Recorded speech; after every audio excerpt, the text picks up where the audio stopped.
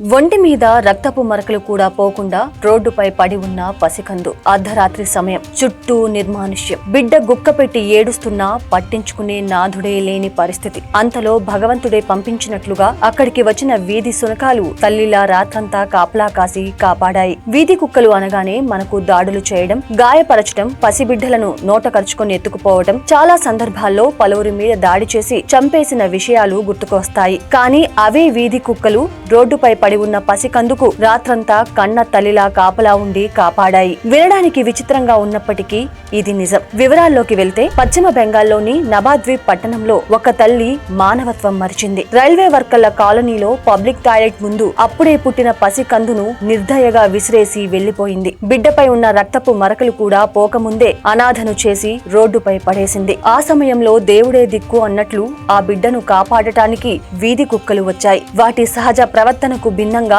ఆ బిడ్డ చుట్టూ రక్షణ వలయంగా నిలుచున్నాయి. మొరిగితే ఆ బిడ్డకు ఎక్కడ ఇబ్బంది కలుగుతుందో అన్నట్లు నిశ్శబ్దంగా కాపలా కాశాయి. చిన్న పురుగును కూడా బిడ్డ సమీపంలోకి రానివ్వలేదు. పూర్తిగా తెల్లవారిన తరువాత వీధి కుక్కల మధ్య పసికందును గమనించిన స్థానికులు ఆశ్చర్యానికి గురయ్యారు. ఓ మహిళ ధైర్యం చేసి బిడ్డ దగ్గరకు వెళ్లగా, మా డ్యూటీ పూర్తయింది, ఇకపై ఆ బిడ్డ రక్షణ నీదే అన్నట్లు సునకాలు అక్కడి నుంచి వెళ్లిపోయాయి. రాత్రంతా చలిలో ఉన్న ఆ బిడ్డను వెంటనే స్థానిక ఆసుపత్రిలో చేర్పించి చికిత్స అందించారు. ప్రస్తుతం ఆ పసికందు ఆరోగ్యంగా ఉందని నవద్వీప్ పట్టణ చైల్డ్ హెల్ప్ అధికారులు పేర్కొన్నారు. ప్రియుడి కోసం బిడ్డను చంపిన తల్లి, భర్తపై కోపంతో పిల్లలకు విషమిచ్చిన తల్లి, ఇలాంటి వార్తలు చూస్తుంటే ఈ తరంలో తల్లి ప్రేమ కూడా ప్రశ్నార్థకమైపోయింది. నవమాసాలు గర్భంలో మోసిన కన్న బిడ్డే భారంగా మారుతున్నాడంటే మనిషి ఎక్కడికి చేరిపోయాడో ఆలోచించాల్సిన సమయం వచ్చింది.